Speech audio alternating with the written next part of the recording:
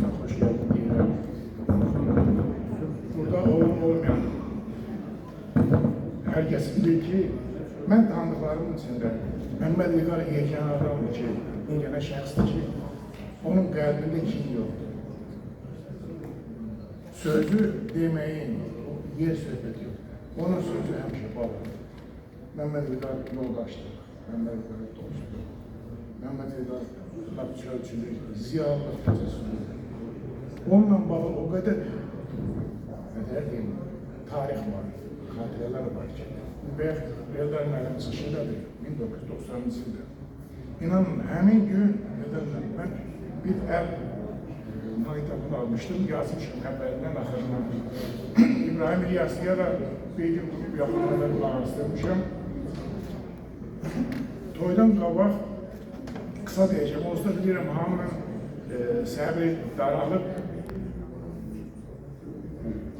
Geldik, diğer akşam geldi, tədbirin diğer akşamda. Rəhmətli ağamlar oradaydı, siz oradaydı, çok insanlar. Axırı ağamlar sahip duranmadı, sazı çığırdı, bir meyxana dedi. Yazmışım, bende zapislik var. Dedi ki, bu kardeşler de olası dedi, öz yerinde, Fatma benden küsür. Dedim, ama ne diyorsun? Kalem sende, söz senden olacak. Şamurlarla büyük Mehmet İlgar'ın belə durumunda, onun sağlamlık durumunda, onun yaşamağında ben de bilmem haklı olan adam, insan Fatma Xanımdır. Ben onu alıştırıyorum. Onun dostlarını alıştırıyorum. Biraz kireçli geldi, dedi yazmışam, dedim ne yazmışsam. Her kendi gelende rahmetli Akif Səmədin ikisinin işi neydi? Qavaqçı gələrdi məktəbə, gəlmişik, dedim, xoş gəlibsiniz. Gidin Qavaqçı qalanızla görüşün, sonra deyir, yox, görək, nə plan çəkdi partiyamız, haraya giderik biz, yəni həmən günün tədbirlərinə. Sözlü dedi ki, 5 hərfdən ibarətdir, axırında ay görəcək. Və dedim, bundan yaxşı variant var.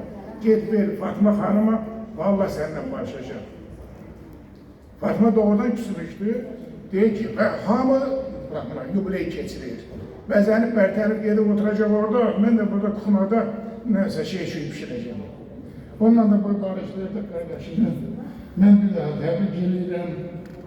Mehmet İlgar çox yaşasın, düz yaşasın. Onu sevenlerin hamısına göz aydınlığı verirəm. Vaktimizi almak istemiyorum. Her bir şeyin, her bir tedbirin bir son olduğu kimi bizim hanı kardeşimiz şahit. Kardeş gel. Gel, yekunla ben bütün aslan beylerin, İncələr Əsli Cəmiyyətinin adından bu tədbirin təşkilatçılarına, keçilenlerin, iştirak edenlerin hamısına teşekkür ederim. Var olun, eksik olun. Sağ olun. Görüşelim.